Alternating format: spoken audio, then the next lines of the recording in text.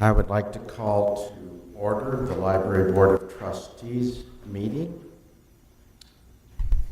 And with the board's approval, I would like to switch a couple of the agenda items around, please. I'd like to move item number 3 to the last item. And that's it. Oh, the director's report is going to come after the strategic plan. Does anyone object to that? Is there anyone in the audience who would like to speak to an item which is not on the agenda at this time? You all have received the minutes of the Library Board of Trustees meeting on April 25th. Are there any additions or corrections? If not, we need a motion for approval. Move. It's been moved by John and seconded by Carolyn to approve the minutes of the April 25th Board of Trustees meeting. All those in favor, please vote. Thank you. Motion approved, 5-0.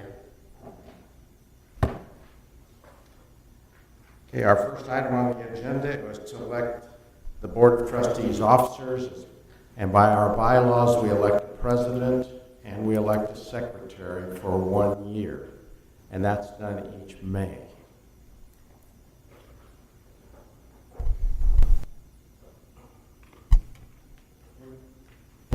Do you want us to go ahead and nominate people now? Yes, why don't you go ahead? I nominate Ron Giles for president. I nominate Ron Giles for president. I would nominate Ron. I nominate the same. Well, considering the fact that we're going to have a new librarian and also we have 2 new board members, ordinarily I would not take this position. I don't think people should dominate these positions, but considering the fact that we have quite a bit of change, I think that I will accept this for 1 more year. Any other nominations? Are there other? You're talking about the secretary. Okay, yes, let's go to the secretary. We should probably have our vote on the president first. Okay, we need to vote on the president first. Okay. All right, all those in favor of the nomination? Motion approved, 5-0 to appoint President Giles. Thank you. And now we would like to have nominations open for secretary. I would nominate Merrick as secretary.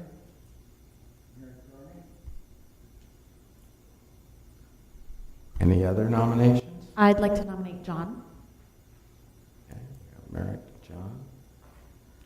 I believe we then will have, are there any other nominations? I believe we have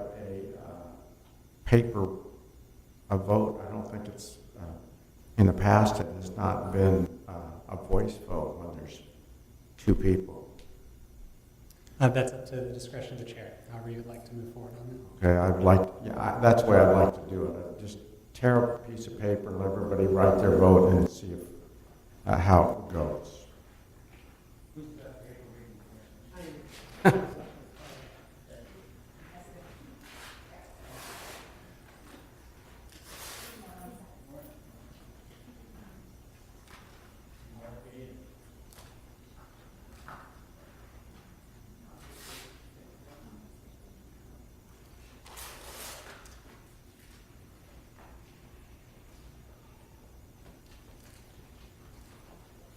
Okay, I will think when you have these filled out, we'll pass them to our clerk, and he can, if we have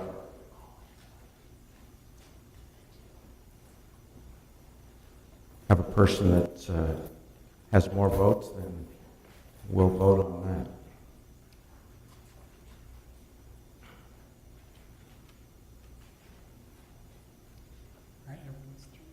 Has everyone turned theirs in? Oh, Mark.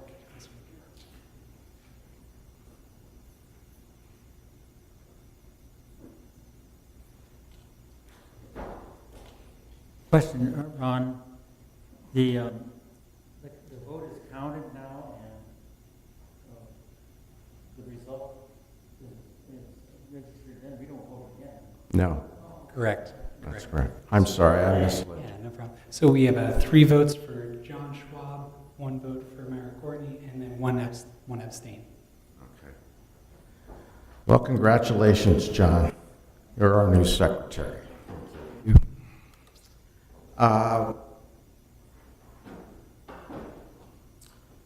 Our next item is the all-day staff meeting on Friday, September 13th. Patricia? So, as we did last year for the all-staff meeting, this is held in Riverside County, and we would like to request the closing of the library so as many as possible of our employees can attend. And this year it is on that date of Friday, September 13th. And this is, just as a reminder, it's a great opportunity for networking, as well as we have had requests to present. Several of our staff members are presenting at this really fun and useful professional development session. So again, in order to allow everybody that is physically possible able to attend, we'd like to request closing the library. Okay, do we have any questions or comments? Just one question. Is there any transportation offered to the employees to get up there? We carpool, so yes.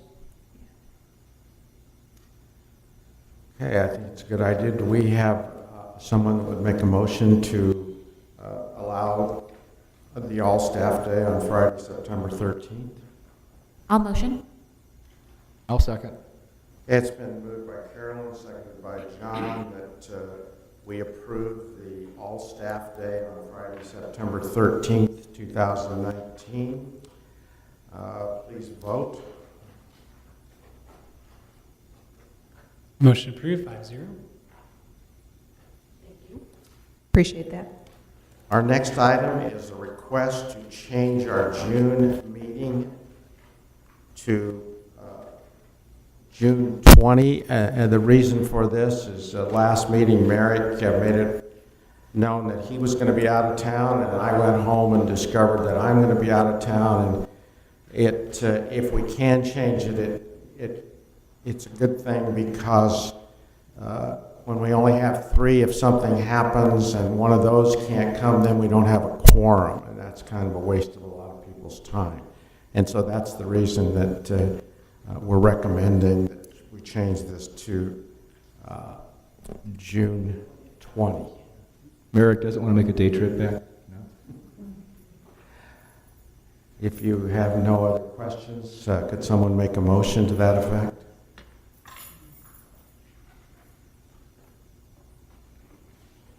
Okay, it's been moved by Mr. Cameron and seconded by Clemens that we change the meeting date in June to June 20.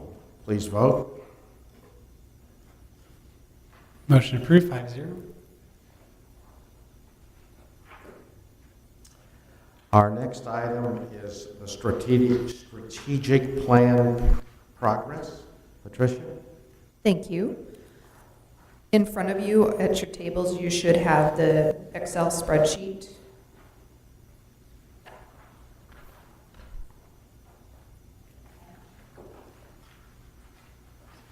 So this is the way that it was requested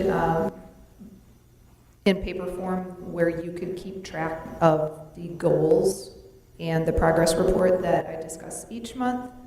And this is for 2019, so you'll see that January through April, I have already put those X's in where those were the topics that were discussed. And I know that we've been back and forth with this several times, because honestly, we could probably put X's on every single one of these every single month, because they overlap. It's not one clear absolute. When we talk about outreach, it's just outreach. It sort of blossoms into all of these other topics as well. But this is for the board's purposes of being able to keep track of this information, and your spreadsheets will probably look a little bit different. And if you note too, up in kind of the the top right-hand corner under where it says department/location and has Escondido Public Library, your name is on it. So you know that's yours that you're kind of keeping track of. And so you don't have to keep remembering to bring them back and forth. We have this envelope that Zach has generously agreed that we can leave here. So at the end of each board meeting, if you kind of pass those down, we'll put these in here and Zach will keep them safe and bring them back. Thank you. So, does anybody have any questions about that? So the intent is to, once we hear your report, mark where we, all of Correct. Yes. And again, because they do overlap, feel free to, determine what you think they also entail.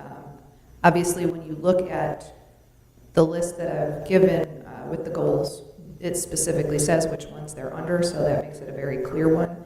But as you're listening, if you also hear that it, kind of blossoms into another sort of department or another goal or another progress action, then, that this is your methodology of keeping track. Just out of curiosity, towards the bottom of the second page, quiet meeting place one, is that more or less an as-needed thing and may or may not be filled in depending on if anybody asks for it? This seems as though it was more of a, when we did the strategic plan meetings and the request for the community and when the plan was written, that it was one of the physical space locations that the community was interested in having. So in lieu of, building a wall or knocking down walls, we tried to at least create a space that occurs in. So the collaborative corner downstairs, if people want to use our quiet studies that we use for tutoring, that sort of thing. So if there's not an X in it, the place is there, right? It's always there, yeah. So you can, that's the thing. So no one used it? That's not, I didn't report on anybody using it for something specific. So that's what I mean, where we could have probably these X's on every single topic every single month. It's not a perfect reporting methodology, but this is the way it was kind of created when the strategic plan was created. So If I could just interject as well, I think especially with the new trustees that have just joined the team, this is kind of your opportunity to be looking at this methodology, looking at the tracking system, rereading the strategic plan, and dialoguing with your colleagues about, is this the best way to be tracking it? Patricia is very open to changing this up, and we're really looking, especially the two of you who just joined, with your background and professional expertise. This is your opportunity to really have some positive influence over how we track this moving forward, how we start to define these metrics, and giving the library director some clearer instruction about what it is that we're looking for her. it was also a response from some of the members of public wanted the board to be very directly tracking this. So this is another way for you to have that kind of an input, and you can say very clearly that, yes, we are tracking the reporting out of the strategic plan every single month. I liked this, and it's good for tracking, but I like what you did here better in the agenda, because I learn something every time I see this, and I really appreciate it. You know that I've been very interested in marketing. I think we've done a marvelous job the last year in trying to market, and I love to see these figures. I'm extremely happy about the youth services. Sure. I mean, we've got 60 people, family literacy night in Felicita School. We've got Orange Glen School, 60. That's really outstanding, because it's hard to get people to come out at night like this. And so when I see these numbers, I'm very pleased. Even though the X is there, this really describes why the X's are there. And so I just want you to know that I know it's a lot of work to do these things, but it really gives people that are not there every day a good understanding of the program development and outreach, to see some of those things. And then the youth services is just outstanding so far. And then the upcoming events, it gives us an idea of all the different things you're going to be involved with. Sure, yeah, thank you. And then I had asked about the Hispanic Outreach, so I'm happy to see that. listed here. And so I want to compliment you on developing this also along with the check sheet. Absolutely, thank you. And the GROW program, could you describe that just a little bit? So you're talking about on page 12 at the bottom? Yeah, I think it's, So that, when you look at your goals on your, okay, I see. on your spreadsheet, and actually when you look at the strategic plan, that's one of the goals. Okay. So my question to you then is, rather again than read through, so the goals are in blue on pages 11, 12, and 13. Is this something that you want me to read directly and then you make your X's on your spreadsheet, or do you want to do that yourself? We don't want to be too pedantic about this. So however you want that kind of approach, let me know. So we're developing this obviously as we go along together, so whatever works best for you. Does anyone have an opinion? I think that what you provide to us is probably good enough. Mhm. I don't see why we would need to focus on the spreadsheet during the meeting. I can probably go home and read and copy, and then come back with questions if I have them. I do have a question, though. I think I need a copy of the strategic plan. Absolutely, Yes, that would be wonderful. Because I do have questions over how you're defining like quality story times. Like how's that defined? How do we know we're providing quality story times? Is it the feedback we get from the users of our products, or is it you have more people show up the next time? So like how are we defining success? Right, That would perfect. be awesome to know. Okay. And also to the strategic plan, I'll be happy to print off a copy, but it's on our website as well. Great. Yep, Oh, and it's then on I'll the go city's website too, but yeah. So, and let me just do a really quick, what we consider success, in that it's not something that you can chalk, 1, 2, 3, 4, Right. but it's that conglomeration of obviously feedback. We always, after the program, there's evaluations from the people who've attended. So we look at those, word of mouth, what the staff hear, what other people are telling us about the programs, and the numbers. Sometimes we can look at numbers and say, yep, that's very successful because we had 120 people or 300 people, but equally in context, we have to understand those numbers because a teen program that has 12 people is a major success. So there's there's always that context that we have to keep in mind as well. And all those things kind of operate together, but those are the three main basic Okay, great. things. Yeah. If I could just add to that as well, I know that the library staff who put together, for example, the story times, I define quality in that they are put together by professional staff who have, a background in early childhood development. They always contain elements of, learning and growth for the specific age group that they apply to. So I think that's also another element of how we define the quality of the story time. It's not just babysitting. It's actually interactive, and it's age appropriate, and it's put together by staff who have professional experience. Yeah, no, that makes sense. A couple of questions. Mm-hmm. What is the Toastmasters Club for adults or for kids or It will be for adults. Yeah, Chris is in the development stage with this and hopes to start the first one in hopefully late fall, but it would be geared towards adults. It's an organization that kind of spans professional organizations. Mm-hmm. Well, I'm very familiar with Toastmasters. I just didn't know what age group it was, and I'm really excited about that because, there are some people that say that they'd rather die than speak in public, and I think that it's something that can really help people. Sure. And so I'm really happy that we're doing anything we can to promote Toastmasters because it really is a skill that helps people in whatever profession they're in. And so I'm really happy to see that. What does the succulent swap mean? So succulents, the plants, Right. they are really popular in Southern California, as you know, and clearly by the attendance that we get at these programs. But the staff put together In the Turrentine room, people can come in either with their own, or we provide a couple of baby ones. And we have the dirt. We actually request containers. So for probably 2 months in advance, we're anybody bring whatever you have in staff-wise, so we can have these available for people to come in. And then it's like a swap meet where people go in and they actually swap their succulents, or they just take one. You don't have to bring one. If you have one, that's great. But if you just come in and you want to take one and start your own. And we have repeat visitors as well as people who are like, oh, I didn't know anything about succulents. So it's educational as well as not just coming in and grabbing a free plant and leaving. Yeah, so very popular, very fun, and it goes on for a couple of hours, so people can come and go. It's not just a mad rush like you have to line up for Black Friday. So yeah. I have a question about Toastmasters. It got my attention also.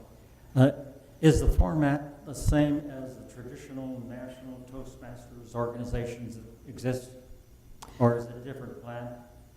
Ron's referring to a well-organized program that's throughout the country, and many of us either have been involved in it or we know about it and so forth. So I'm asking the question, is the format of the Toastmaster program here, is that following that format, or is there a different format? So Chris, who is in Human Services, who is creating the structure for this, will be basing it on the rough skeleton of Toastmasters, but I think we're also going to have the flexibility and a little bit less of a structured type of a situation where people feel a little more comfortable without, I don't want to say the more rigid structure of Toastmasters, but it is a little bit more, rule-oriented, but more to encourage people to come in to be able to do that based on that structure of what Toastmasters is. Are the participants or the target participants young people or adults or what? So because we're focusing on the adult services area, it's going to be, young adults in general. Well, then Yeah. it's good that he's looking at that. Yes. Toastmasters. A million years ago in the military, I was an instructor, taught military people how to make a speech. Mm-hmm. Same thing when I was a high school teacher, same thing. When I came to Escondido, and this is years later, I came to Escondido, I joined the local Toastmasters because it's so well organized and well planned out. I learned, even though I was a public speaker, or at least a teacher. That's why I'm interested in the Toastmasters organization. That's such a well-planned, developed structure. Sure, yeah. He's More confident speaking. very much looking forward to that. So, and he actually has a military background as well, so I think all of that is coming together with that cohesiveness. So, yeah. On the same subject, so he basically starts a new club at the library, Yes, that's the plan. Yeah. not hosting an existing club, moving into library, but just starting brand new Correct. based on Toastmasters structure. Yes. Okay, thank you.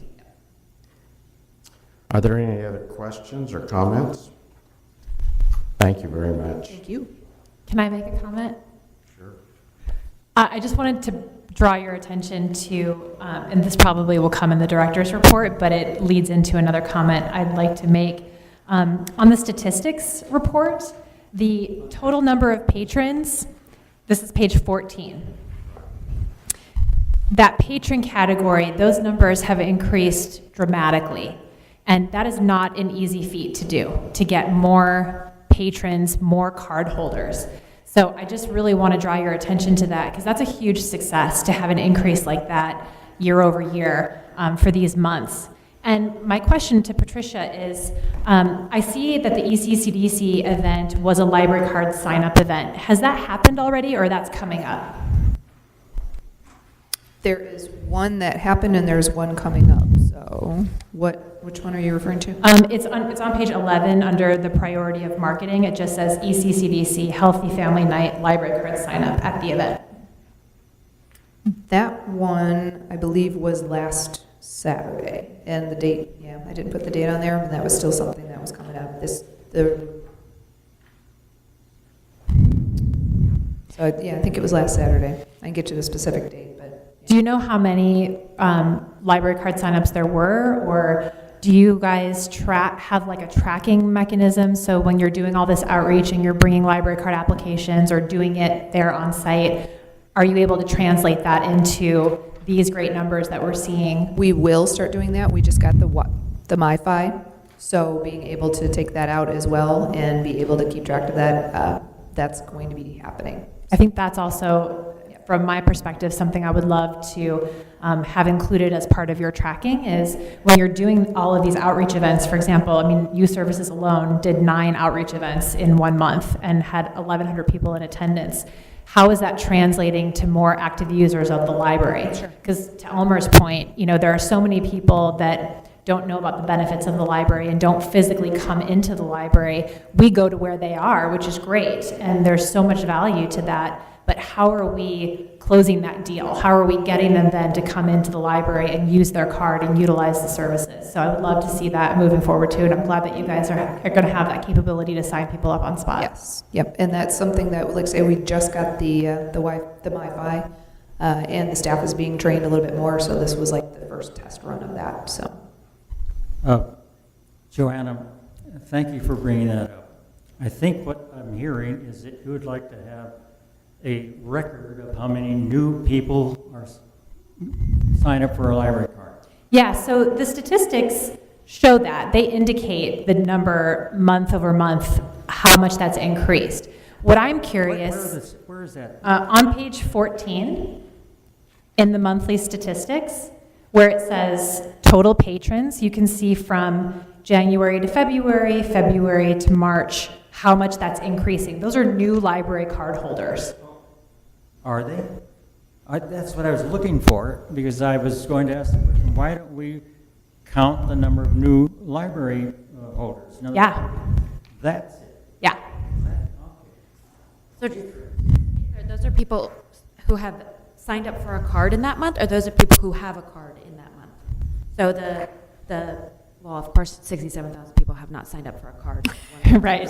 Wishful thinking. Yeah, but if you, I mean, you have to do a little bit of math, but if you subtract, you know, February, 66,406 from 67,080, that's the number of new card holders that they acquired within that month. And so where is the metric for people who have actually walked in and rented a book or, you know, rented something?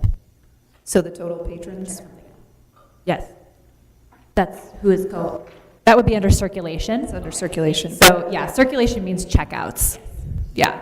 Great, thank you. And the people who walk in the door are the visitors. That's door count. So obviously you don't have to have a library card or you don't have to check out a book to use the library. So there are multiple metrics that are telling a bigger picture story of how the library is being used, right? Whether they're walking in the doors, whether they're using the computers, whether they're attending a program or they're checking something out or they're signing up for a library card. That's what's reflected in the statistical report. What I was chatting with Patricia about is that I think it would be really an interesting metric to be able to track the effectiveness of the outreach by saying, okay, we have a notes field in our system that says this was a result of the Oak Hill family night outreach, right? That's how this person got signed up for a library card. And then report that. Because that's a hard metric that you can say we accomplished 1,100 more library card users because of these 9 outreach events that we did, so to speak. So Carolyn, did you see where it says door count? I do, yes, thank you. So that's the people physically walking through the door. Do you have like an average of how many, so we can look at total patrons, right? So that's we can look at total circulation, and then we can look at total door count. And, I mean, that's relatively similar.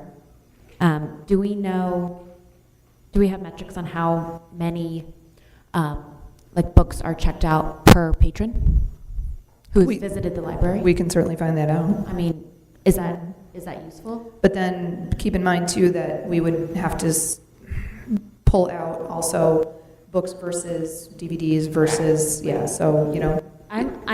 I'm interested in actual, like, items. So if we have visitors going in and say we have 33,000 visitors, but half of those are the ones who are checking out items, it would be a good idea to learn where the focus is and why these individuals might not be checking out items. I mean, it'd be interesting to explore that. I'm not sure that item count per patron would really tell that story.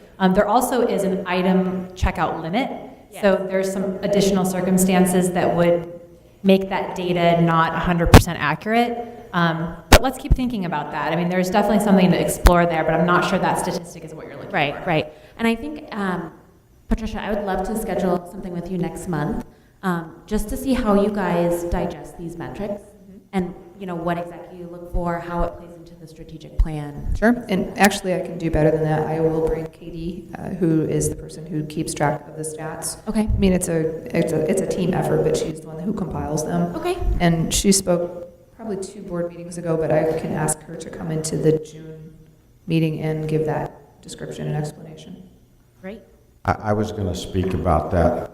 We've been getting these statistics now for quite some time, but I really feel confident in the validity of these statistics since Katie made the presentation, and she worked so hard not only to prepare that report for us, but to get this to become accurate.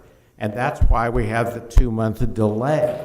And she explained that all very well. So I feel much more confident about the validity of these statistics now than I did before Katie talked to us. And so I think that John and Carolyn might benefit from just sitting down with Katie because she really knows this stuff, and she spent a great deal of time figuring out how to make them meaningful and accurate. And so that was a very helpful presentation. So am I hearing that Ask a question related to the library card. We have, right now, we could go into our records and come up with a number. We have this many people who have a library card. 67,008. Okay. Is there some way to determine when a person has a library card if they haven't used it for years? Yes. Right now? Yes. Yes. Okay. So Does the percent active, who's walking around with a library card, although they haven't been in the building for several years or something like that, is that right? That's correct. And there's a statistic on page 14 that says percent active. And total active patrons. So you can see that, for example, in March of 2019, we had 67,000 total patrons in the database. 33,000 of those are currently active. And active is defined as, remind me, Patricia, within 2 years? 2 years. Within 2 years of activity. So we keep you in the system for, I want to say, 5 years. Yes. Right? Because sometimes, you go away for a while, you're away at college, you come back, you haven't used your card in a couple of years, but you start to use it again. So we keep you in the system for 5 years. But we only consider you active if you've had a checkout or the use of a computer within 2 years. That's how we define active, because that's what the system can track. If I'm a regular card user, do I have to re-up again? Or? No. No. So once I have it, I have it. Yes. But you follow the statistics of whether I've been using it or not. You would be able to track that. Thank you. I have a couple more questions on the metrics. I'm looking at electronic devices, e-books, and e-magazines, and seeing incredible growth, especially in the magazines. What can you tell me? That is the way that public library use in a lot of places is going. We advertise that. We talk it up on social media. People come in and ask us about the databases that we have that are available and the actual formats like Overdrive that are around for us to be able to provide that to them. So our marketing combined with just kind of the trends of the way people use the library are mostly responsible for that. And we have a system, a cooperative that we get our e-books through. So having that relationship also expands, our collection, so to speak, for e-material that way. Okay, so we're not limited on growth by some metric with the organization that you're. The only type that limits it is, of course, funding, but that's not an issue at the moment. And there's also, because just like a print copy of something, if it's checked out, you can put it on hold and it's automatically downloaded, or it gives you hey, your book's here, we can automatically download it kind of an option. So other than having actual, numbers of copies, that's really the only reason. Okay. I'm also looking at total active patrons versus total patrons. Total patrons March to March, 18 to 19 has gone up 8%. Active patrons has gone up 43%. Yes, That is fantastic. thank you. Is that, you think the result of the marketing outreach, or? It's a result of marketing. It's a result of clearing out databases of active card holder usage on a regular basis as well. So we're not, heavy with people who have been in there but haven't come into the library, used their cards for over, for 12 years or however long they haven't been in. So maintaining that kind of watching, and not watching, but, weeding out of inactive users as well will creep that up. Okay, are you saying then that the total, let's say for 18 to 62,000, if after you weeded it out, and then the 67,000, that 8% might be a lot bigger than that? Yes. It's possible. It's possible. Yep. We'd like to make sure it's an active, clear number rather than having, junk accumulating in the database. Yeah. Yeah. Thank And we've done amazing, obviously, as you see, amounts of outreach, of programming. We're out in the community a lot more often as well, so people are getting the word out to come into the library and actually use your card. Yeah. So, I'm sorry, I just have one more question. Please forgive my ignorance, but the ebooks and the e-audiobooks, does somebody have to go into the library to download those? No. Wonderful. Thank you. No. I'll show you if you like. Yeah. It's fantastic. Same with the magazines, the e-magazines. It's amazing. And I would say I single-handedly think that John Schwab is contributing to these circulation statistics, because that was one of the things that stood out for me the most in your interview for the board. Was he was such an advocate for this e-magazine program, and I also am a huge advocate for this e-magazine program. I can't believe anybody would spend any money on buying a magazine when you can literally have it on your phone. You can save them indefinitely. It's a different service model than an ebook. So once you download it onto your phone, it's there until you delete it. It is like flipping a real magazine. It's incredible. I think, Patricia, actually, that would be a really cool demo to do. We could do it right here on the computer and show them what that looks like. That would be really cool, maybe for a future board meeting. And you can sign up to be notified and have your next issue of whatever magazine it is automatically downloaded for you. And I think that's also a really creative service model on the part of the vendor that we use, because that contributes to these statistics. Because I don't now have to go in and remember every month to check out my magazine. It downloads for me automatically. So that's a huge boon in checkouts. And the more word of mouth that we have as well about how passionate I am about these e-magazines, that gets people excited to go and check it out too. So the more you guys use these services and understand how they operate, and tell your spouses and tell your Rotary groups and tell your friends, you don't even have to step foot in the library to benefit from these services. And that's kind of, as Patricia was saying, sort of the model of how library use is changing. Joanna, may I ask you a question? Let's take National Geographic Monthly. People subscribe to that. Does a person have to subscribe to that? No, you don't. Ignore that and get the current copy on the technology, through the technology. Yes. Yes, you can. You do not have to be a subscriber. Your library card is your subscription. I wonder how many people in the public realize that. What John mentioned during his interview was The Economist, right? That's a very expensive subscription if you were, as an individual, to purchase that. For libraries, it's very expensive as well. It's like $500 a year for us to subscribe to that. But that's a huge service to business people, to anyone who's interested in following that type of content. So, and it ranges. I mean, I'm reading, Country Living and, Better Homes and Gardens. That's what I'm interested in. But I'm saving hundreds of dollars every year because I'm getting it for free because I have a free library card. These are the types of services that we're working on promoting and marketing better to reach out to a different demographic who's not necessarily there for what we may consider traditional library services, who wants the convenience of an Amazon-type delivery, but for free. And that means that, I'm assuming that one could say, I want to read National Geographic, published in 1929. I don't think so.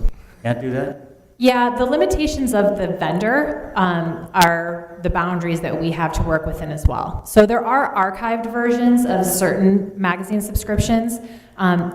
They don't necessarily go back that far. We do have things that go back that far, and they would be more like Pioneer Room types of subscriptions, but National Geographic is not available back to the 1920s, I can tell you that. You might get them as donations for the Friends, though, Elm. Yes. We got them. You could buy one. Are there any more questions or comments for Patricia? Hey, Patricia, our next item would be your report. Yeah, thank you. A couple of updates on staffing. Our new LA1 / page / shelver, Pedro, who actually goes by Peter Lopez, started yesterday, and he is already knocking out amazing amounts of material and shelving, and he is just a very welcome addition to the staff. Are you referring to a page? No, his name is Pedro. Oh, no, this is the librarian's report, yeah. So we just moved that up because the new candidate for the director is going to be last. And I am going to remove myself from the room. So he is fantastic. When you see him around, please say hello and welcome him aboard. The two other staffing updates, when we last left off, I said I was interviewing for the librarian 2 position, which was the one vacated by Monica Barrett in Adult Services. Since we last met, that has been put on hold until the new director comes aboard. So that is currently, like I say, on hold. And we also just received news, unfortunately, from another one of our staff members. She hasn't been with us very long, but Kelly Dunn, who was a part-time staff person in the Adult Services, is going to be leaving. Her last day is May 23rd. So that part-time position, we're still talking about whether that will be also on hold until the director position is filled. So, any questions about that? So we have 2 openings? We have 2 openings. Okay. Yes.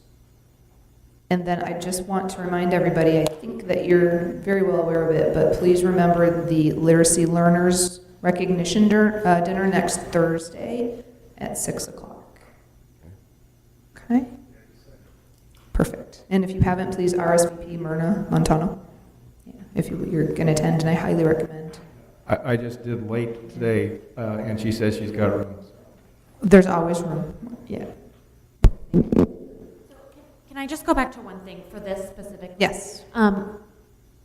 Just for clarification, because I have an idea of how to do this better, and I'd like to work with the board and get your concurrence before giving direction to Patricia. Mm-hmm. Do we do that now, or can we do that after the meeting, or do we have to do it right now?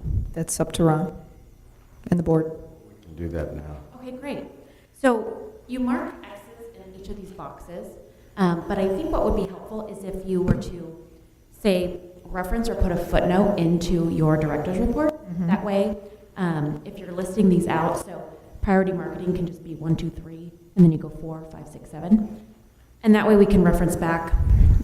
So say for the January meeting, box would have numbers 1 through 3 in it to say you can reference back to the strategic plan update. And that way we have like concrete, we know that at least there were 3 actions that you guys took that fulfilled that for that month. That's certainly doable. Anybody else have questions? Sounds like a good idea, Carolyn. Thank you. Okay, thanks. Okay, any other questions for Patricia?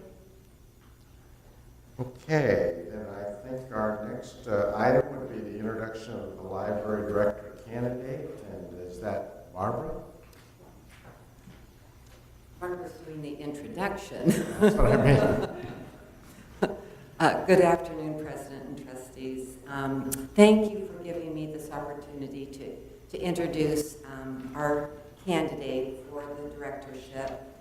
I assume you have lots of questions for her, and I know she has a lot of information she wants to share with you. I do, just in case these things don't come up, I wanted to mention a few things. One is she has prior experience with strategic planning, which is great. Also, we're migrating to the Polaris ILS, and I think she said she's been using Polaris since 2012, maybe before. And she's worked with library boards, she's worked with foundations, library foundations, and Friends of the Library. So please welcome Dara Braggs. I'm not sure I said your name at the beginning. Dara Braggs. Thank you.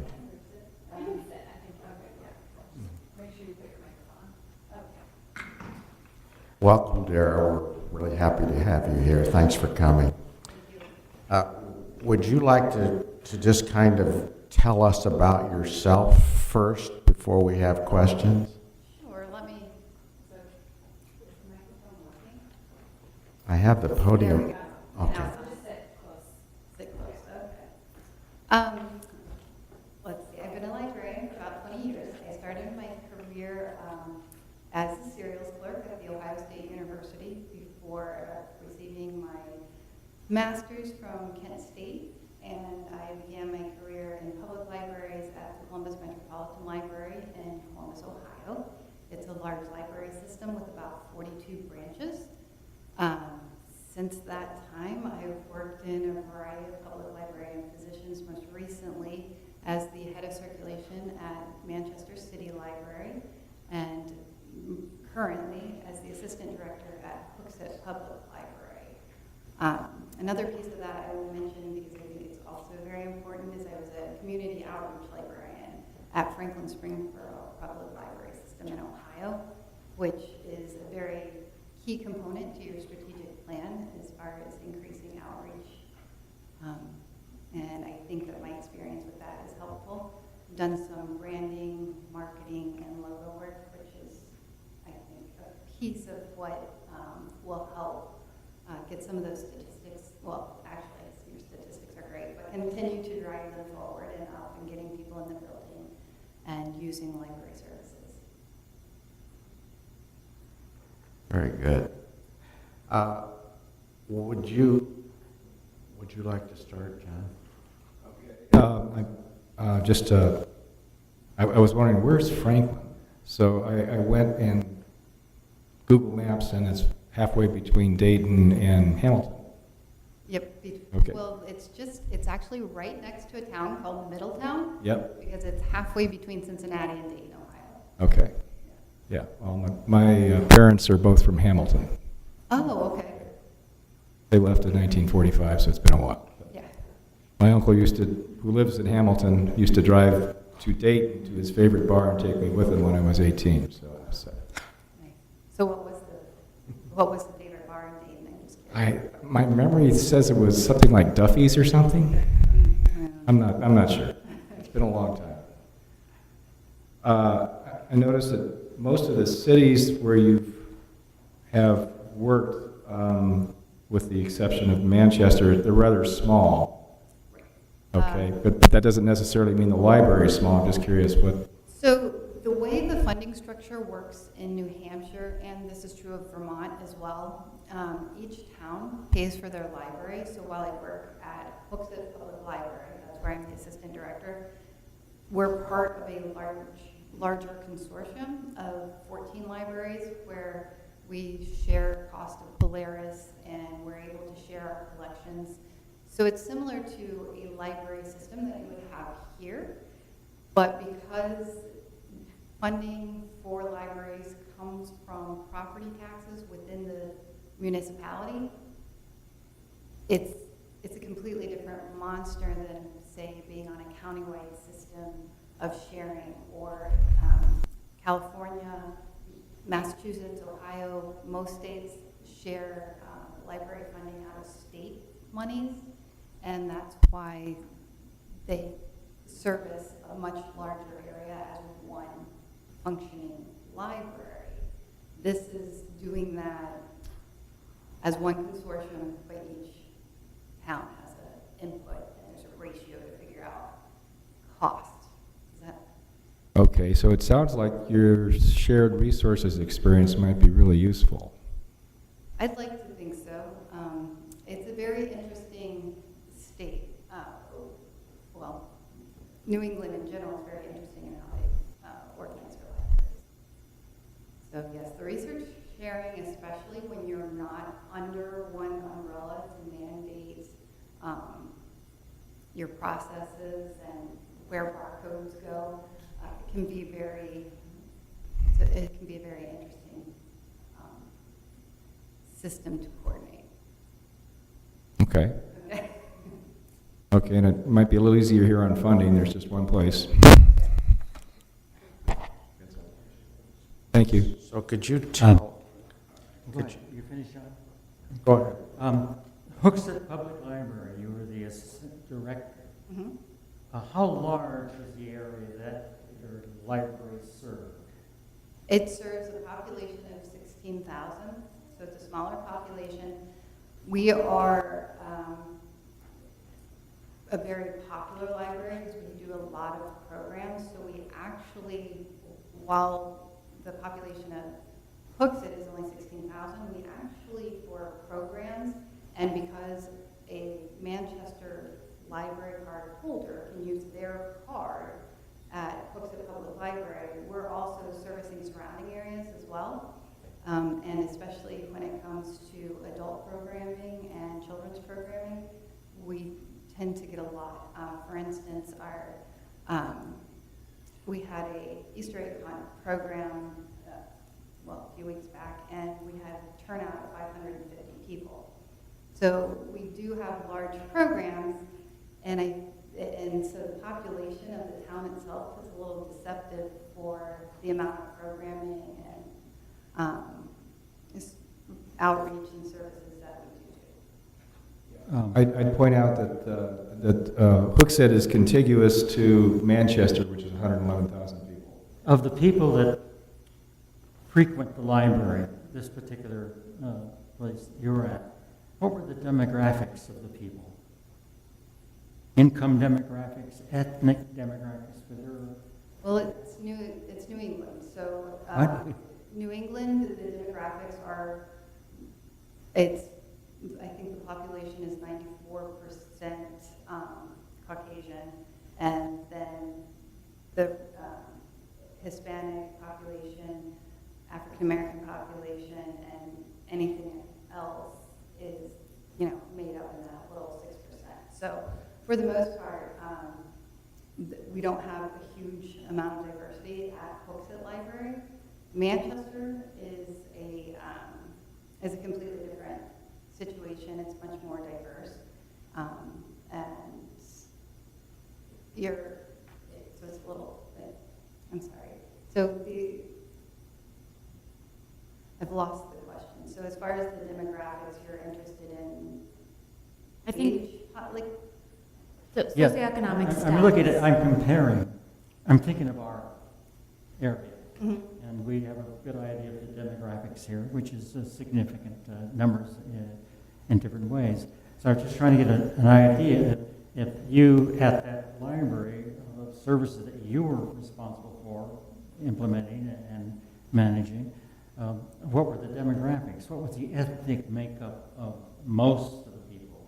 Or were there any significant ethnic groups? So ethnically, we're not very diverse at all. We're not what? Ethnically, Hooksett and New Hampshire in general is not diverse at all. That piece, it's. Right, so she just said that it's about 96% Caucasian in the town that she. I missed that. Okay, great. Okay. That was Hooksett. How about Manchester as far as percentages of Well, the minorities? percentage I actually gave you is for the state of New Hampshire. Ah, okay. So that's for the entire state. Manchester would be more diverse than any other city or town in the state. It is a refugee city, so that brings in a lot more diversity to them, and it also gives them the populations to target as far as people coming over from other places and getting them assimilated into their new homes.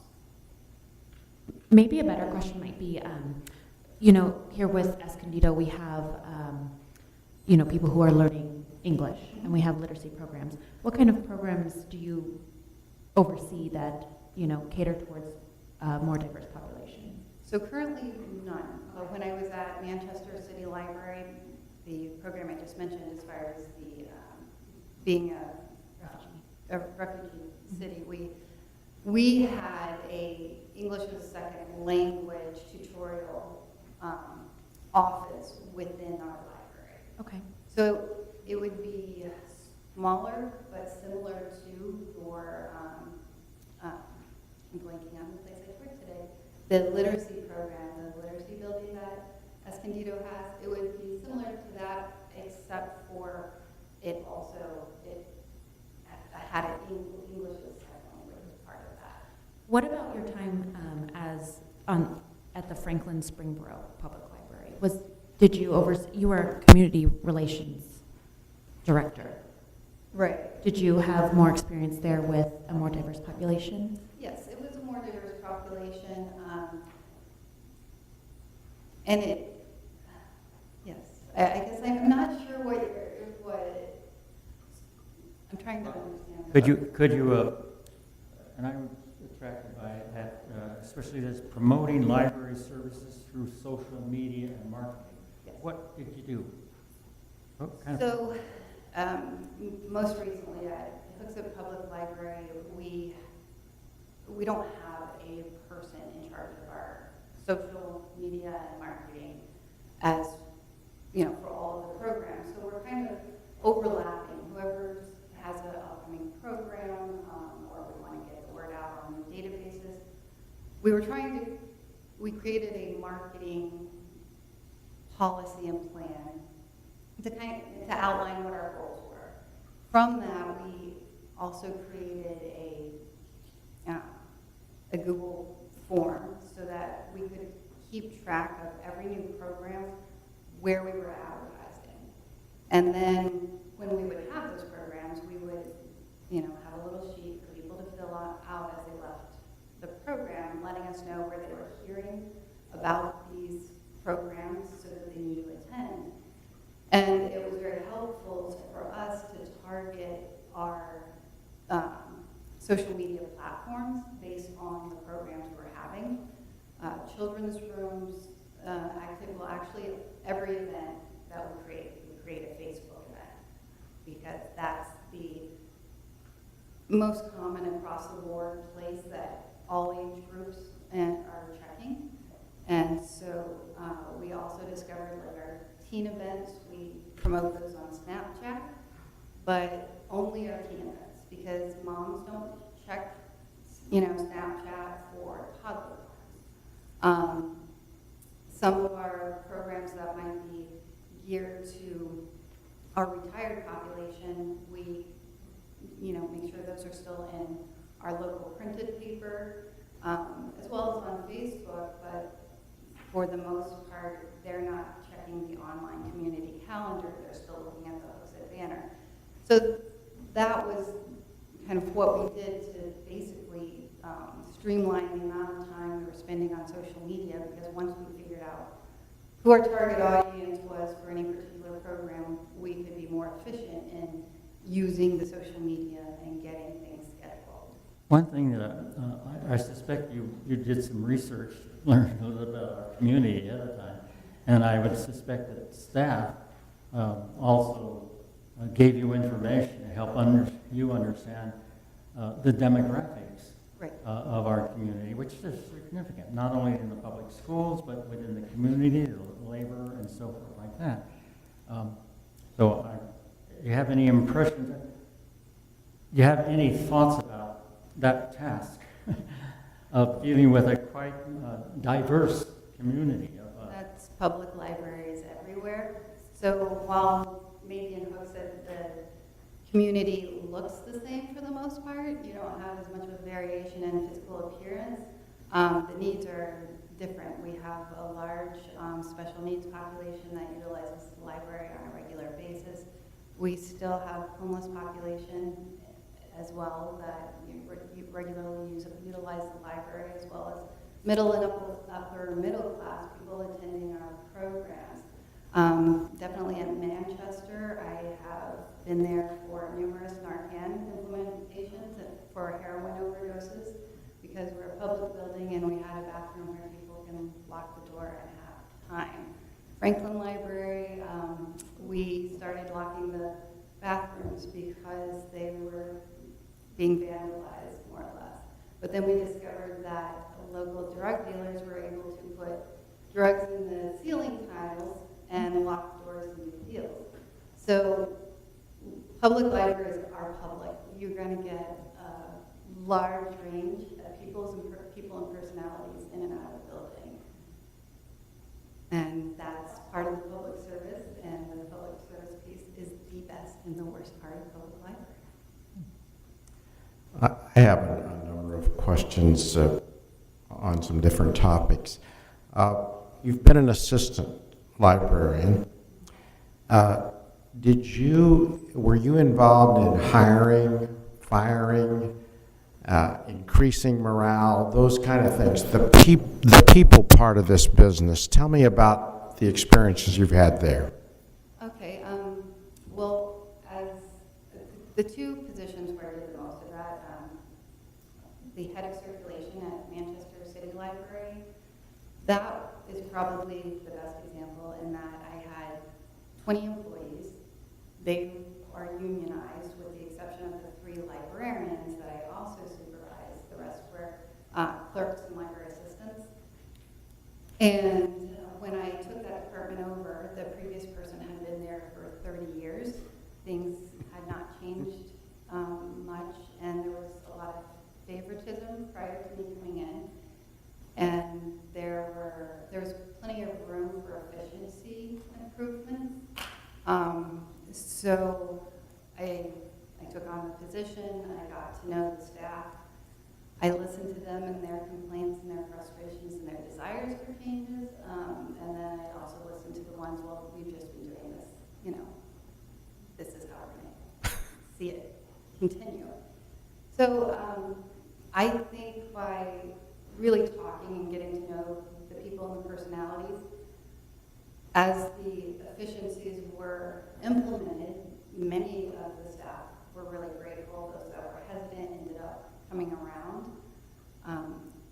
For example, the biggest issue was they hadn't kept a schedule where people were assigned to a task. Well, we call it pick list, but you're pulling books to send along to other libraries.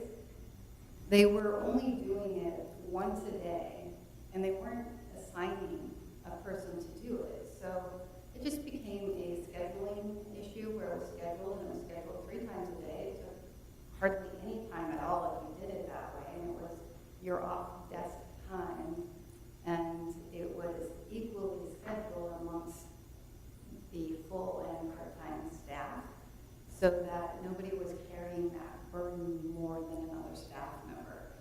So that was one thing. As far as an efficiency that I implemented pretty much right away.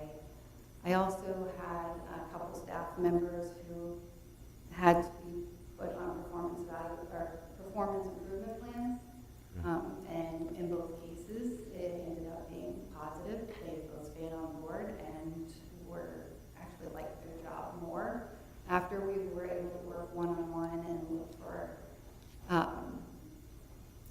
parts of the position that they enjoyed, and finding ways to add more responsibility, which can sometimes be difficult when you're dealing with union employees that have very specific job descriptions.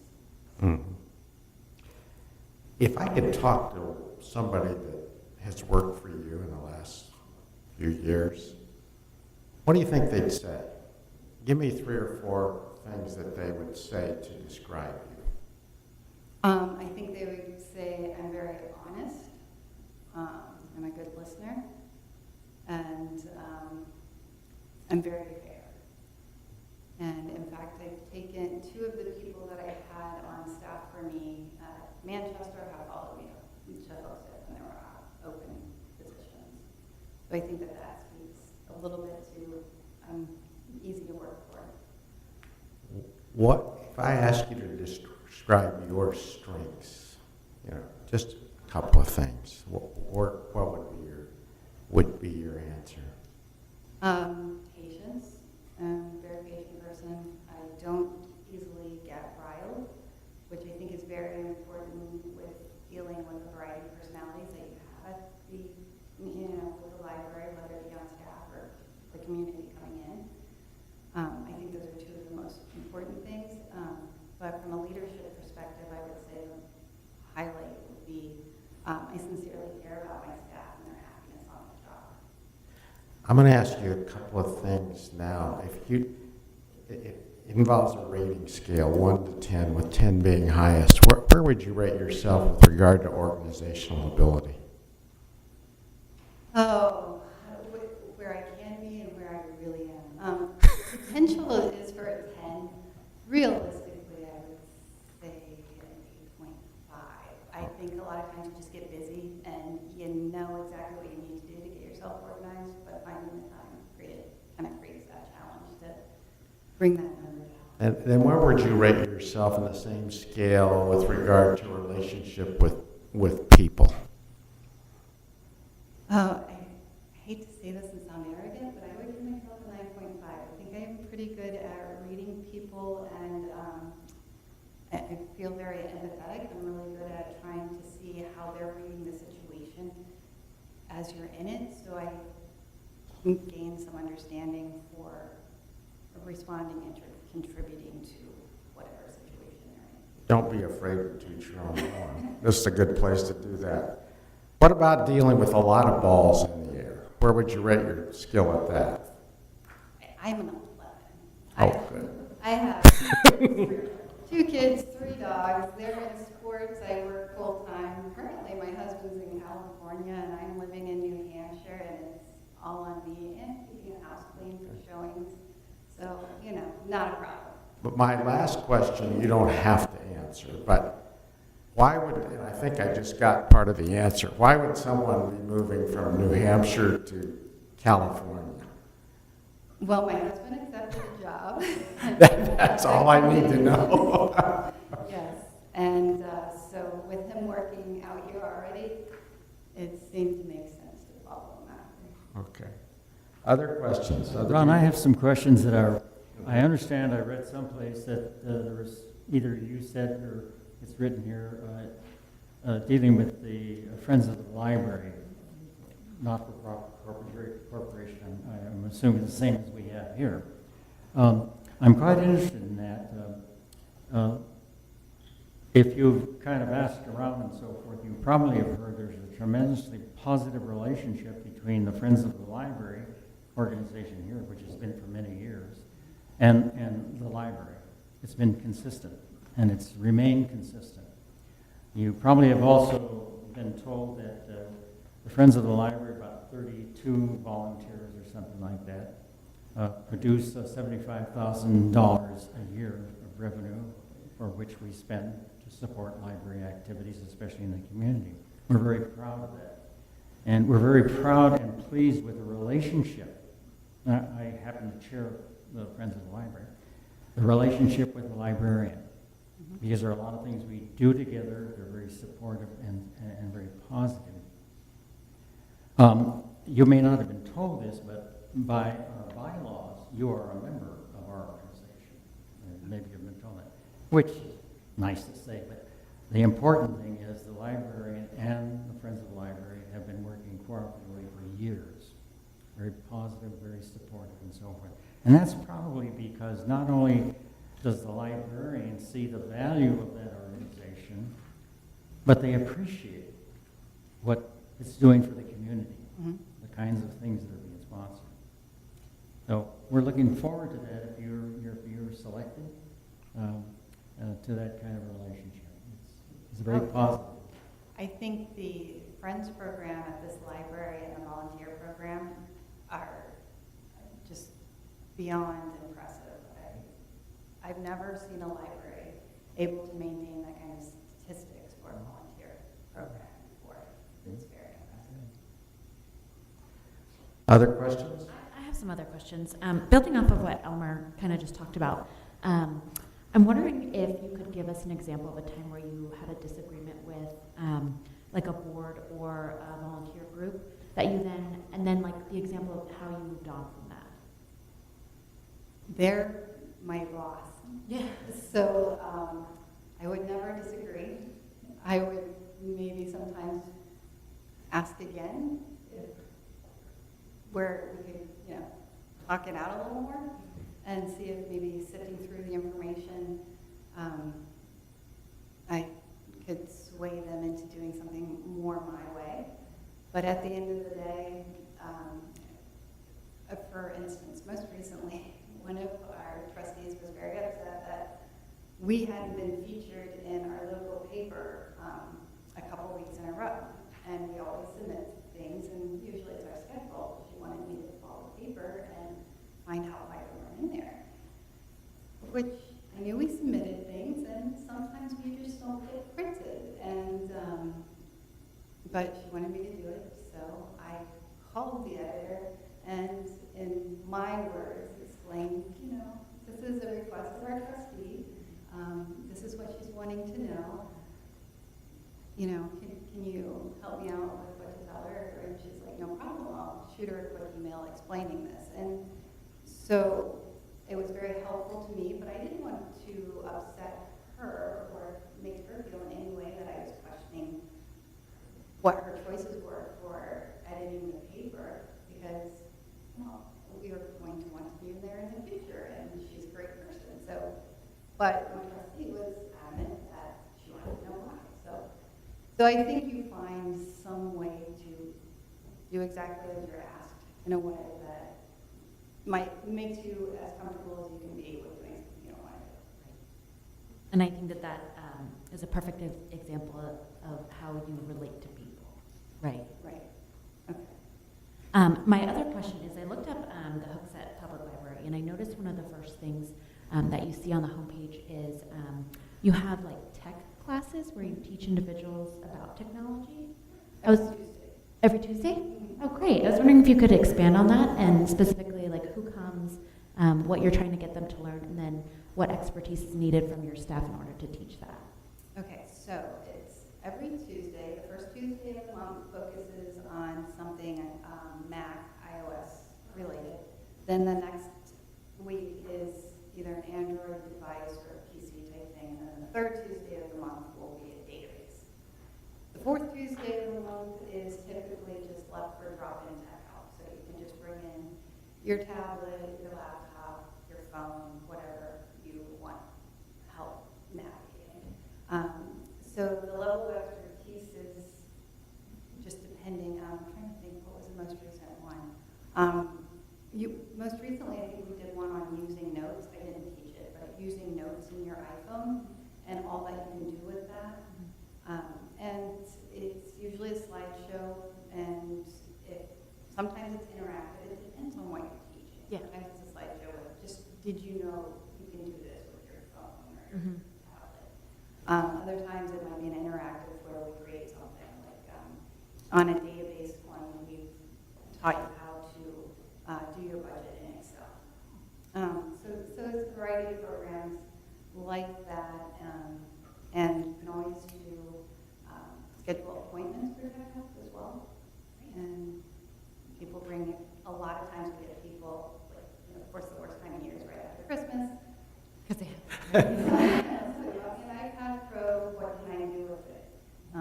But it's really nice that we do make sure staff know well. There's at least a handful of us that are pretty tech savvy, and we all have our specialty. I'm the Mac person versus Android person. Thank you. Merrick? You have hopefully a quick question. I know you've been asked a lot of questions here.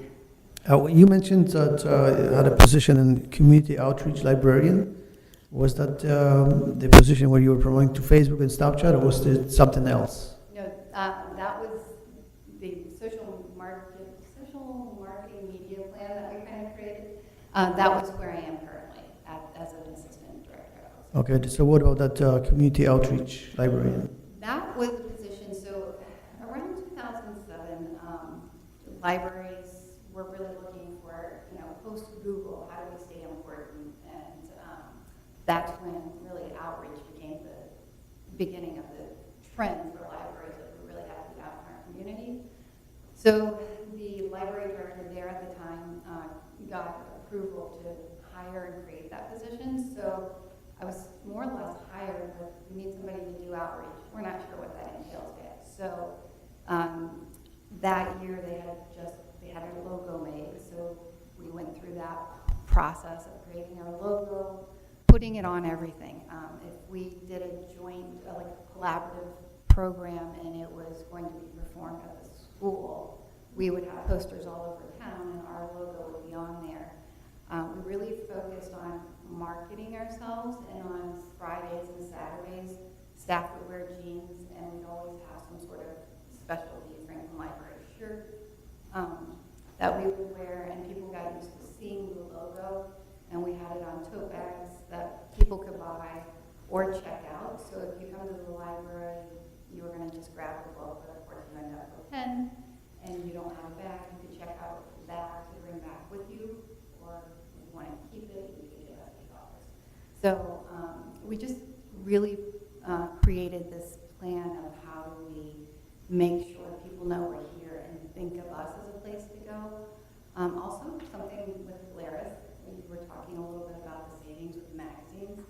Polaris, you can have it for people who print out their receipt, or even if it's emailed, there's a space on the bottom to have it tell you how much money you've saved so far this year by checking books out rather than purchasing them, which is another fun little marketing thing. But so with that position, it was a matter of creating what the responsibilities were, and it ended up being marketing, programming, and working on the media and press releases. Okay, thank you.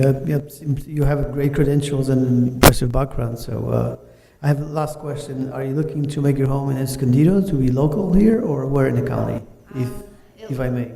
We're actually looking to be a little bit in between. My husband will be driving to Del Mar, and I would potentially be driving to Escondido, so we're looking around Carlsbad and Sanitas area, just to try and make the drive a little bit fair. He has less miles, but more traffic than I would have, so. Got it. All right, thank you. Are there any other questions? If not, in any interview, the person who's being interviewed should be able to ask some questions of us. And so if you have a question, any questions about Escondido or the library or anything that we can answer for you, we'd be happy to do it. I guess I would be interested in, with the library, things changed in the last year with LS&S coming aboard. With a year under your belt and having that experience, as a board, how have things changed? Do you notice a big change? Well, we went through probably the most contentious thing that this town has ever seen, really. I was a superintendent of schools, and I've never seen anything that contentious. And so, and to be very honest, the library board voted 5-0 against privatizing. Since then, and 3 of us have been on the board, we've been extremely pleased. We're very, very pleased.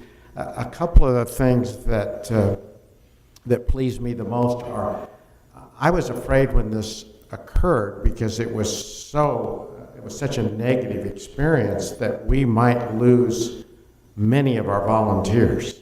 We've actually gone up a little bit. And frankly, the library board, in my judgment, has much more power now than it had before. And that's not all just the conversion. A lot of it was the community did research and found out that the library board was supposed to be really running the library, but in the past, a great deal of what happened is we would kind of rubber stamp things, but the city council made all the decisions. Okay. And again, this is my opinion. That's no longer true. The city council has kind of turned it over to us, and so I believe, and Elmer and Merrick were both through this process, I believe we have a lot more authority now than we had prior to this changeover. And so from my perspective, I think the library and the staff at the library have done very, very well.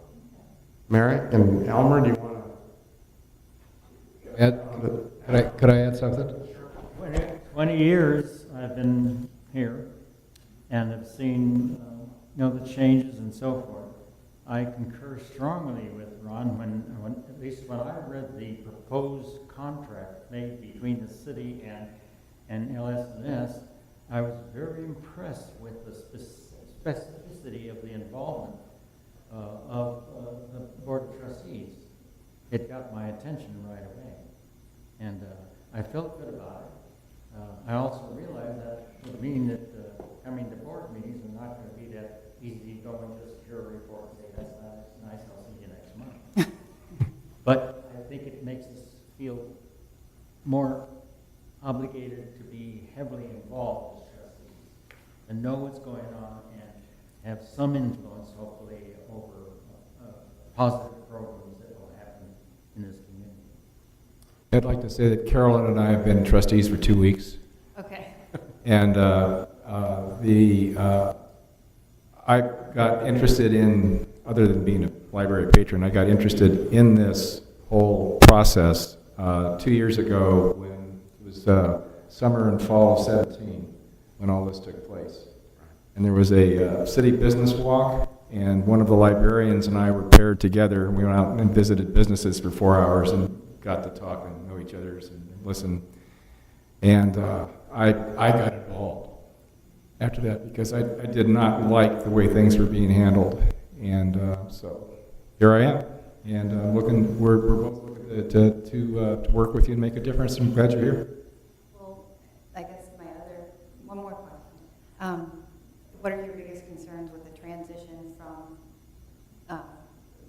one director into a new one? Anything that you'd really like for me to know or concerns you have for things to either maintain? As somebody who's managed people and managers for decades, if you can actually have the outgoing manager and the ingoing manager, dovetail, and one can, you can sit down for 2 hours and just hit just the tip of the iceberg of what she's experienced, etc. How much lap time are you guys going to have? Any? My understanding is we will, but I don't know how much. We've had phone conversations, and we were able to talk today. As far as the specifics of what's where, I think we will have overlap for at least a few days, if not a little more. Right, that is between several days to probably no longer than a week, because at some point then you do need to look at with fresh eyes. So we're trying to figure out what the best. Sure. I'm sure Patricia would be available to answer a question if it came up later on anyway. She's just that kind of person. So she's been a fantastic resource, and I'm impressed with what I'm seeing, hearing from you also. Thank you. Merrick, did you have anything? Well, your question's a good one, and my answer is always going to be, this is a people business. I'm very, very concerned that we have someone in this position who can motivate staff, who staff wants to come to work and work with, and so that we don't take a step backwards, because I think we've had a really good movement in this area. Joanne is a tremendous resource. She knows everything about that library, and now she's going to know everything about the city. And so it's not like the city is just dumping this on LS&S. Joanna is the go-between, which I think is a brilliant idea. I certainly didn't think of it, but I think it's a great idea, because things come up where we really need to work with the city and get their opinion and so forth. And so she's a great resource. And so it's not like you're out there all by yourself.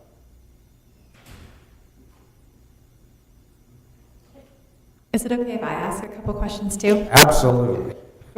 I just have to.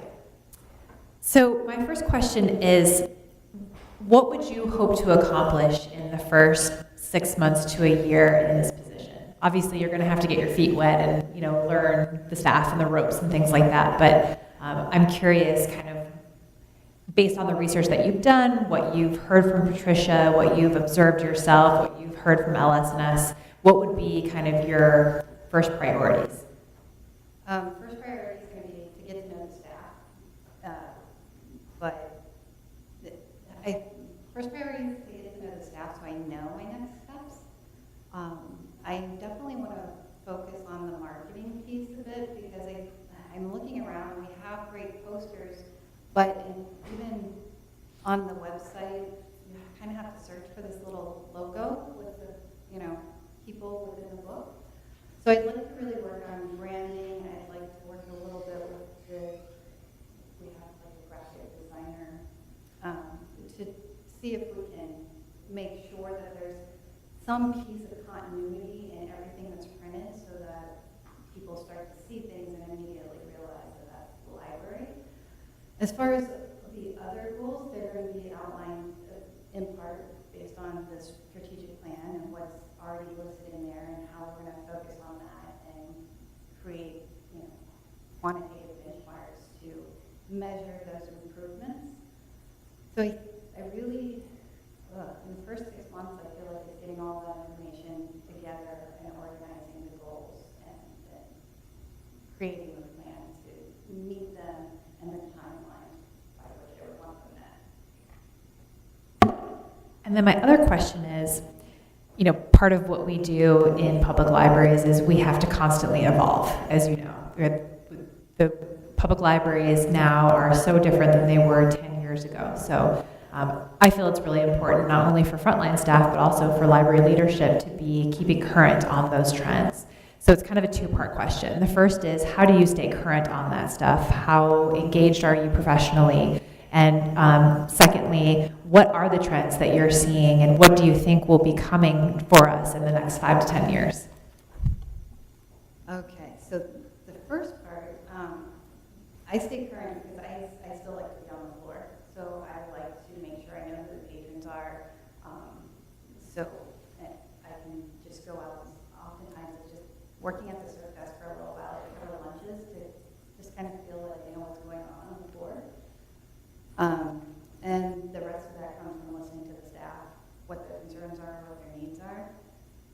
For the projections of what's to come next, I don't know. It really is so unique from community to community and what's trending. We talked a little bit today about hoopla, but the DVD collection is still like hugely, very, very much used here. It seems like most of the patrons are more interested in grabbing DVD than they are in trying to stream it. So that's something I wouldn't have expected if I was going to try and make a projection. So I think before I could say what's coming down the line, I'd have to be in the community. For instance, one thing we implemented in Hooksett, it's extremely popular, and it was really just to try and meet a need based on suggestions. We check out Lego kits. At first, I was like, this is going to be the worst thing we're going to do. Do you know how many pieces are in each kit? How are we going to count them? This is going to be time. We're going to spend more money on the time of people. Well, it's become this huge, very successful volunteer program as a byproduct because we have a lot of special needs patrons that come in with providers and spend time there, and it's a perfect volunteer activity for them to either break the Lego kit down or count the pieces. And so it was something we were looking at and we're going to try this just to see if it really works. And moms love it, the kids love it, and then we created this great volunteer program. So it's really not costing us money. So I think you just, a lot of times, have to listen and just try. And I really didn't think that was going to be one that would work. It ended up being very successful. I'm very happy to hear that you like management by walking around. That was one of my greatest philosophies, and you learned so much. One of the things I wanted to tell you, this is just my philosophy, but when we change top-level administrators, I always think we keep all the great things that the former administrator did, but then we bring in all the great things that the new person has, and so that, whether it's a school or a library or what, we keep piling these great things on it, and that's how we improve. So change is not necessarily a negative. It's many times a very big positive. So if you have any other questions, we'll be happy to answer them, but we're thrilled to have you come and sit down and talk with us. Okay, great. I don't have any more questions. I've been chit-chatting since about 9:30 this morning. I think I'm almost out of conversation. I'm out of my conversation skills for the day. But thank you for your time today. Thank you. Thank you very much. Well, I think that concludes our business. Could we have someone please make a motion for adjournment? Moved by Merrick. A second? Okay. Prior to your motion to adjourn the meeting, I was just curious, does the board wish to take a formal position or recommendation as it relates to the library director's candidate? I think we were going to have you guys set up, and then we were going to have. Oh, I didn't know how we were going to do that. Yeah. Thank you. I'm really happy that. Can I also request an agenda topic for next month? Oh, sure. In fact, I'm glad you brought that up, Carolyn, because any time that any board member wants something on the agenda, all you have to do is to call the library. Oh, great. Because that's one of the things that is the most important role the board member has. If there's something that's on your mind that you want to discuss with the rest of the board, just call up. And we need to have that agenda out at least 1 week prior to our meeting. But if the more time you give the librarian, the better it is for them in planning. But any board member can request to have something on. Okay. So I'll just go through her then. Okay. Okay. That would be the thing. Okay. I think we'll ask each person to give a little synopsis of what they think that we heard from our candidate. Who would like to start, John? Sure. I see a lot of steel in this young lady. She's got the experience. I like the way she defines efficiency. She found some dead wood and she got them to either perform or get out. And she did it in a very professional, positive manner.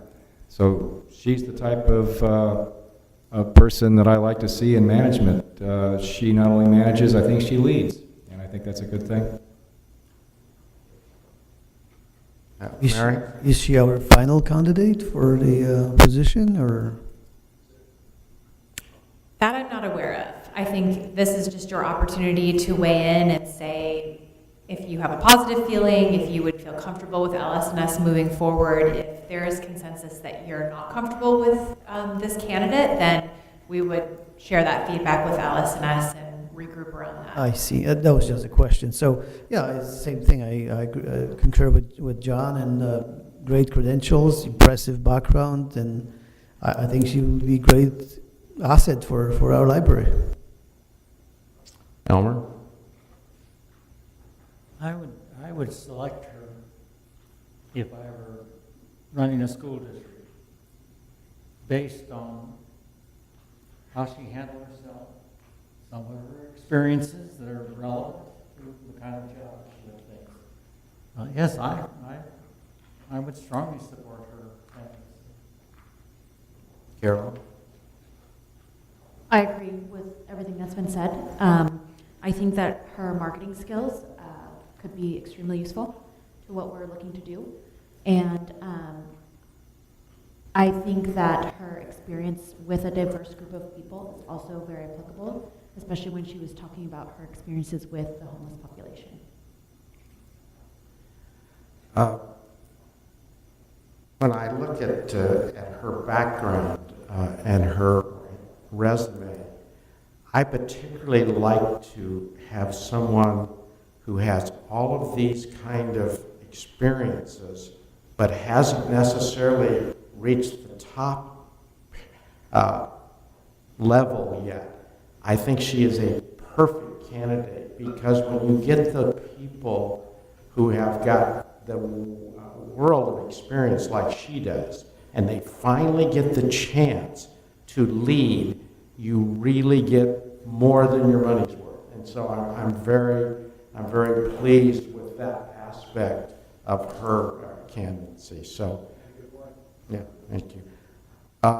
So I'm taking it from all of your comments that you would relay to LS&S that you would approve of them moving forward here.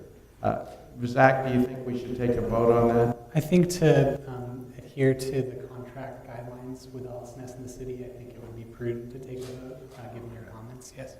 Then we would need a motion to LS&S that we approve of this candidate for the position of library director. I would second that if it's in the form of a motion. So let's see, the motion was by myself, I think, Zach. And Yeah, I'll reflect that in the minutes. Okay, and Cameron's seconded it. So just please vote. Motion approved, 5-0. So at this time, we need a motion to adjourn, please. I would make a motion and add to that a comment. I'm very pleased with the two members who have come on board. Very clearly pleased with the involvement and so forth, the research you've already done to prepare for this position. I look forward to some good years ahead. Ron, can I just make one announcement before we adjourn? Just a reminder, next Thursday, May 16th, is not only the literacy dinner, but it's also Bike to Work Day. And the city is hosting the only pit stop in Escondido, which is going to be right out front of City Hall. So between 6 and 9 a.m., you can ride through the pit stop on your bike and come and get a t-shirt and refreshments, and it'll be a fun party atmosphere. So you can just ride your bike to the pit stop if you want and then go no further. We won't judge. But there's more information about it on the city's website, so if you're interested, please come and participate.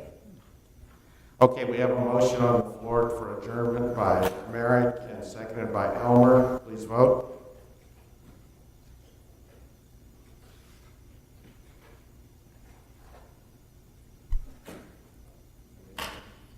Maybe yours got stuck. Okay. You Anyway, it's 5-0. Motion approved, 5-0. Great. Okay, thank you. Thank you all.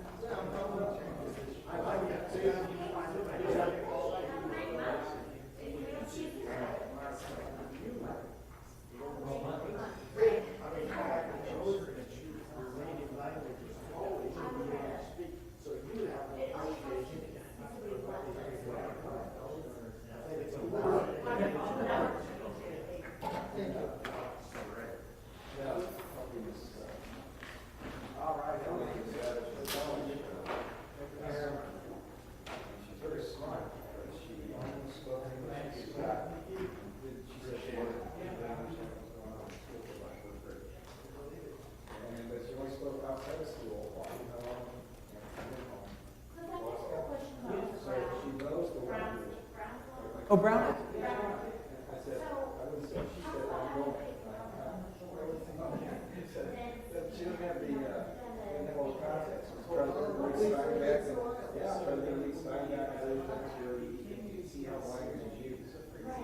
And like I tell you,